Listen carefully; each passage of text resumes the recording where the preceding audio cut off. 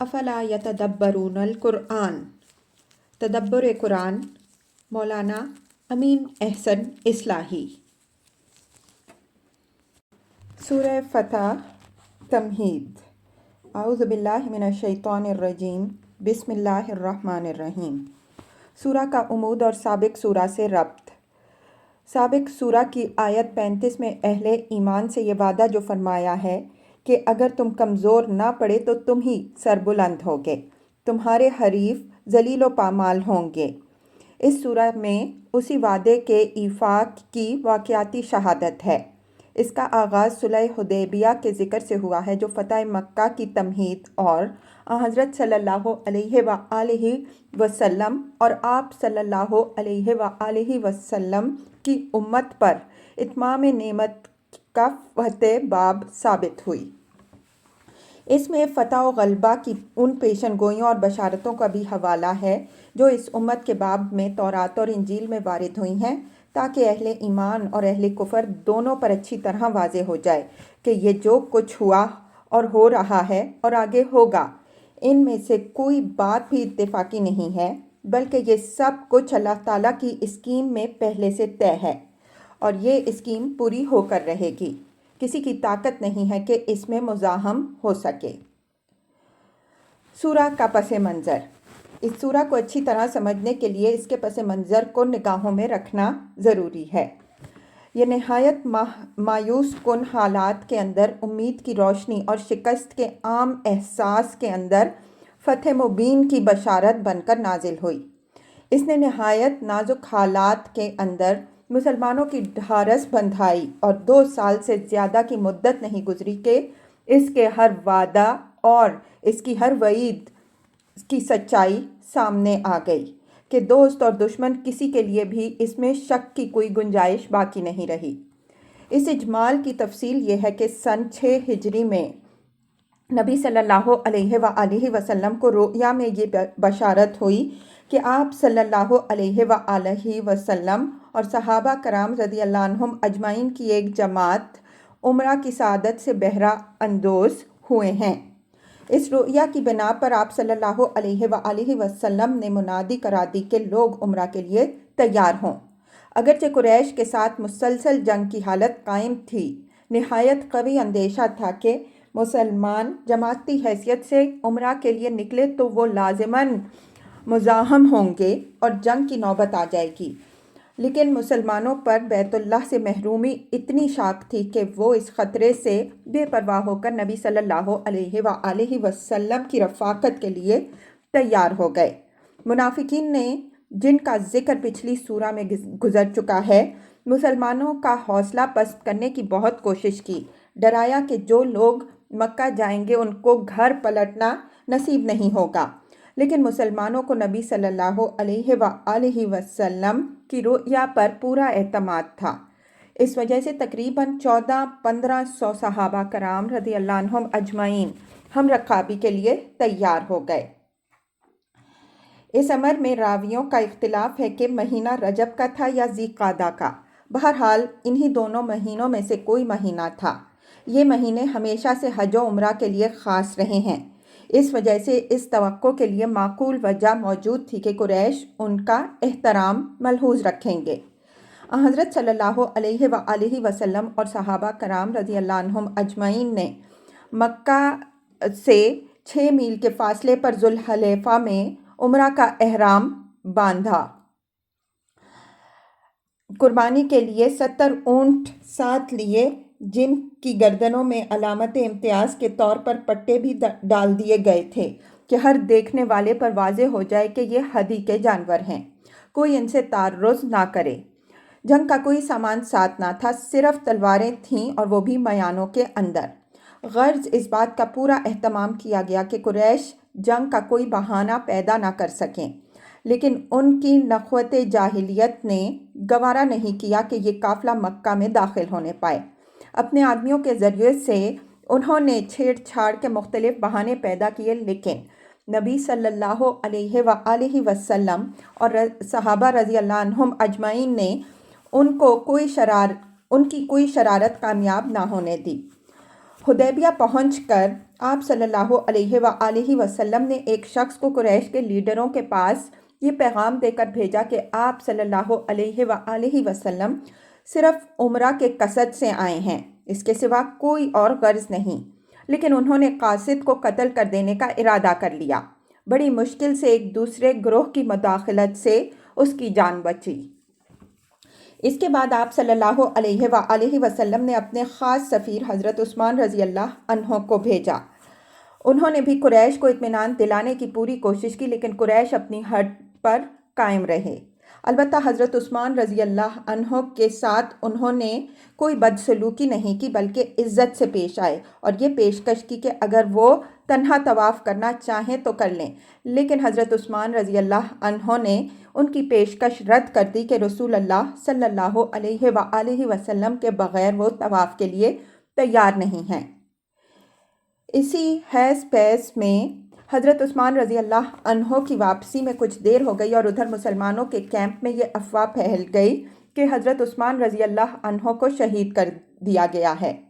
اس افواہ سے قدرتی طور پر مسلمانوں کے اندر ایک شدید قسم کا اشتعال پیدا ہو گیا۔ حضرت صلی اللہ علیہ وآلہ وسلم بھی اس سے نہایت متاثر ہوئے۔ آپ صلی اللہ علیہ وآلہ وسلم نے لوگوں کو بیعت جہاد کی دعوت دی کہ اب ہم قریش سے جنگ کریں گے، تخت یا تختہ۔ صحابہ کرام رضی اللہ عنہم اجمعین بیعت کے لیے ٹوٹ پڑے۔ جب قریش کو خبر پہنچی کہ مسلمان مرنے مارنے پر تل گئے ہیں تو انہوں نے سہیل بن عمر کی قیادت میں ایک وفد صلح کی بات چیت کے لیے بھیجا۔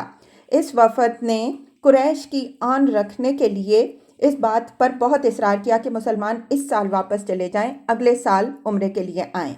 اہل مکہ 3 دن کے لیے شہر خالی کر دیں گے تاکہ کسی تصادم کا اندیشہ نہ رہے۔ اسی طرح اس بات پر بھی اصرار کیا کہ اگر کوئی ہمارا آدمی بھاگ کر مسلمانوں کے پاس چلا جائے تو مسلمان اس کو واپس کرنے کے پابند ہوں گے، اور اگر مسلمانوں کا کوئی آدمی ہمارے پاس آ جائے تو ہم اس کے واپس کرنے کے پابند نہ ہوں گے۔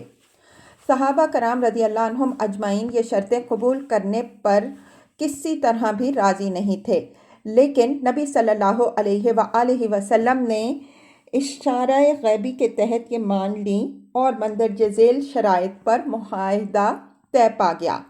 نمبر 1، 10 سال تک فریقین کے درمیان جنگ بند رہے گی۔ اس دوران میں کوئی فریق بھی ایک دوسرے کے خلاف کوئی خفیہ یا اعلانیہ کارروائی نہ کرے گا۔ نمبر 2، اس دوران میں قریش کا کوئی آدمی اگر بھاگ کر محمد صلی اللہ علیہ وآلہ وسلم کے پاس آ جائے تو وہ اسے واپس کر دیں گے، اور اگر مسلمانوں میں سے کوئی آدمی قریش کے پاس آ جائے تو وہ اس کو واپس کرنے کے پابند نہ ہوں گے۔ نمبر 3، قبائل عرب میں سے جو قبیلہ بھی چاہے فریقین میں سے کسی کا حلیف بن کر اس معاہدے میں شامل ہو سکتا ہے۔ نمبر 4، مسلمان اس سال واپس چلے جائیں، آئندہ سال وہ عمرہ کے لیے آئیں، 3 دن تک وہ مکہ میں ٹھہر سکتے ہیں۔ اسلحہ میں سے ہر شخص صرف ایک تلوار میان میں لا سکتا ہے۔ ان 3 دنوں میں اہل مکہ ان کے لیے شہر خالی کر دیں گے تاکہ کسی تصادم کا کوئی اندیشہ نہ رہے۔ ان میں سے 2 شرطیں جن کی طرف ہم نے اشارہ کیا مسلمانوں کو شدید ناگوار تھیں۔ لوگ ان کو قبول کرنا اعتراف شکست کے ہم معنی سمجھتے تھے اور کسی طرح بھی راضی نہیں تھے کہ کوئی بات قریش سے دب کر مانی جائے۔ حضرت عمر رضی اللہ عنہ نے اپنے جذبات کا اظہار اس موقع پر ایسے تند الفاظ میں کیا کہ زندگی بھر ان کو اس کا پچھتاوا رہا۔ صلح نامہ طے پانے کے بعد نبی صلی اللہ علیہ وآلہ وسلم نے لوگوں کو حکم دیا کہ لوگ قربانی کر کے سر منڈوائیں اور عمرہ سے فارغ ہوں، لیکن لوگوں کی افسردگی و کبیدگی کا عالم یہ تھا کہ ایک شخص بھی اپنی جگہ سے نہ اٹھا۔ بالآخر حضور صلی اللہ علیہ وآلہ وسلم نے خود پہل کی۔ جب لوگوں کو اندازہ ہو گیا کہ اب فیصلہ میں کسی تبدیلی کی گنجائش باقی نہیں رہی، تب بادل ناخواستہ لوگ اٹھے اور عمرہ سے فارغ ہوئے۔ واپسی کے وقت لوگوں کا عام احساس یہ تھا کہ ہم ناکام واپس ہو رہے ہیں۔ اس وجہ سے قدرتی طور پر بہت سے لوگوں کے ذہن میں یہ سوال بھی تھا کہ نبی صلی اللہ علیہ وآلہ وسلم کی رؤیا سچی ہوتی ہے تو اس رویا کا کیا بنا جو حضور صلی اللہ علیہ وآلہ وسلم نے دیکھی اور جس کی بنا پر گھر سے نکلے۔ یہ حالات تھے جن میں یہ سورہ نازل ہوئی اور جیسا کہ ہم نے اشارہ کیا فتح مبین کی بشارت بن کر نازل ہوئی۔ رہا یہ سوال کہ جس چیز کو عام مسلمانوں نے اپنی شکست تصور کیا وہ فتح مبین کس طرح بنی، تو اس کا جواب سورہ کی تفسیر سے سامنے آئے گا۔ پہلے سورہ کے مطالب پر ایک اجمالی نظر ڈال لیجئے۔ سورہ کے مطالب کا تجزیہ۔ آیات 1 تا 7۔ نبی صلی اللہ علیہ وآلہ وسلم کو اس امر کی بشارت کے صلح حدیبیہ کی شکل میں تمہیں ایک فتح مبین حاصل ہوئی ہے۔ یہ فتح مبین تمہید ہے اس بات کی کہ اب وہ وقت قریب ہے جب فتح مکہ کی صورت میں تمہیں کفار پر کامل غلبہ حاصل ہوگا۔ اللہ تعالیٰ اپنے دین کی نعمت تم پر تمام کرے گا اور تم اپنے مشن کی ذمہ داریوں سے فارغ ہو کر اپنے رب کی کامل اور ابدی خوشنودی حاصل کرو گے۔ اس مہم کا یہ پہلو بھی نہایت مبارک ہے کہ اہل ایمان کے لیے اس نے ایمانی افزونی اور حصول جنت کی راہ کھولی، جو اللہ تعالیٰ کے نزدیک ایک فوز عظیم ہے، اور ان منافقین و منافقات کے لیے یہ خدا کے غضب اور اس کی لعنت کا سبب بنی جو اللہ تعالیٰ کے بارے میں طرح طرح کی بدگمانیوں میں مبتلا رہے اور اس حقیقت کو نہ پا سکے کہ آسمانوں اور زمین کی تمام فوجیں خدا ہی کے حکم کے تحت ہیں اور وہ اپنے علم و حکمت کے تحت جس طرح چاہے ان سے کام لیتا ہے اور لے سکتا ہے۔ آیات 8 تا 10۔ عام مسلمانوں کو خطاب کر کے اس حقیقت کی وضاحت کے رسول اللہ تعالیٰ کی طرف سے ایک شاہد اور بشیر و نذیر ہو کر آتا ہے۔ لوگوں کا فرض ہے کہ اس پر ایمان لائیں، اس کی توقیر کریں، تمام مہمات میں اس کے ساتھی اور مددگار بنیں۔ جو لوگ اس کے ہاتھ پر بیعت کرتے ہیں وہ در حقیقت اللہ تعالیٰ کے ہاتھ پر بیعت کرتے ہیں۔ اگر وہ اس بیعت کا حق ادا کریں تو اس کا اجر بہت بڑا ہے، اور اگر اس کا حق ادا نہ کریں تو یاد رکھیں کہ اس میں انہی کی تباہی ہے۔ اللہ کو اس سے کوئی نقصان نہ پہنچے گا۔ آیات 11 تا 16۔ نبی صلی اللہ علیہ وآلہ وسلم کو یہ آگاہی کہ اس موقع پر جو منافقین پیچھے بیٹھ رہے اب وہ تمہارے پاس یہ درخواست لے کر آئیں گے کہ گھر بار کی ذمہ داریوں نے ان کو مجبور رکھا، اس وجہ سے وہ معافی اور پیغمبر صلی اللہ علیہ وآلہ وسلم کی دعائے مغفرت کے سزاوار ہیں۔ ان کو بتا دیجیے کہ تمہارے نہ اٹھنے کی وجہ تمہارا یہ گمان تھا کہ اب کے مسلمانوں اور پیغمبر صلی اللہ علیہ وآلہ وسلم کو گھر پلٹنا نصیب نہ ہوگا، تو تم نے اپنے اس گمان کے باعث خود اپنی تباہی کا سامان کیا۔ اب تمہارا معاملہ اللہ کے حوالے ہے، وہی جس کو چاہے گا معاف کرے گا اور جس کو چاہے گا سزا دے گا۔ ان منافقین کے بارے میں پیغمبر صلی اللہ علیہ وآلہ وسلم کو یہ ہدایت کہ یہ لوگ جب دیکھیں گے کہ کسی مہم میں بغیر کسی خطرے کے لقمہ تر ہاتھ میں آنے والا ہے تو یہ پورا زور لگائیں گے کہ انہیں بھی ساتھ نکلنے کی اجازت دی جائے، لیکن ان کو ہرگز اجازت نہ دی جائے گی۔ ان کو آگاہ کر دیا جائے گا کہ آگے ایک طاقتور دشمن سے مقابلہ ہونے والا ہے۔ اگر اس موقع پر تم نکلے تو خیر ہے، اور اگر اس وقت بھی اسی طرح بہانہ سازی کر کے بیٹھ رہے تو تمہارے لیے بھی وہی عذاب مقدر ہے جو کفار کے لیے ہے۔ آیت 17۔ ان معذورین کا بیان جن کی جنگ سے غیر حاضری نفاق پر محمول نہیں ہوگی، بشرطے کہ وہ دل سے اللہ اور رسول صلی اللہ علیہ وآلہ وسلم کے فرما بردار رہیں۔ آیات 18 تا 21۔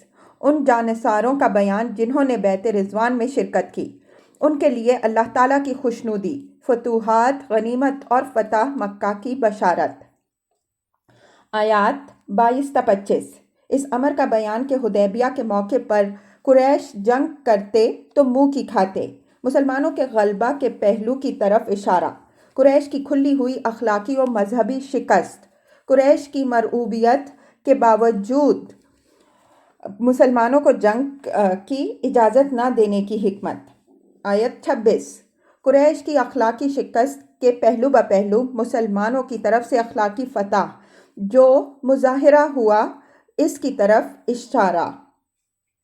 حمیت جاہلیت کے بالمقابل مسلمانوں نے تقوی اور اللہ و رسول صلی اللہ علیہ وآلہ وسلم کی اطاعت کی جو شان نمایاں کی، اس کا حوالہ۔ آیت 27 نبی صلی اللہ علیہ وآلہ وسلم کی رؤیا کی تصدیق، اس کی تعبیر کے ظہور میں جو تاخیر ہوئی اس کی حکمت۔ آیات 28 تا 29 اسلام کا غلبہ تمام ادیان پر یقینی ہے۔ حضرت صلی اللہ علیہ وآلہ وسلم اور آپ صلی اللہ علیہ وآلہ وسلم کے صحابہ کرام رضی اللہ عنہم اجمعین کی تصویر تورات میں اور حق کے تدریجی غلبہ کی تمثیل انجیل میں۔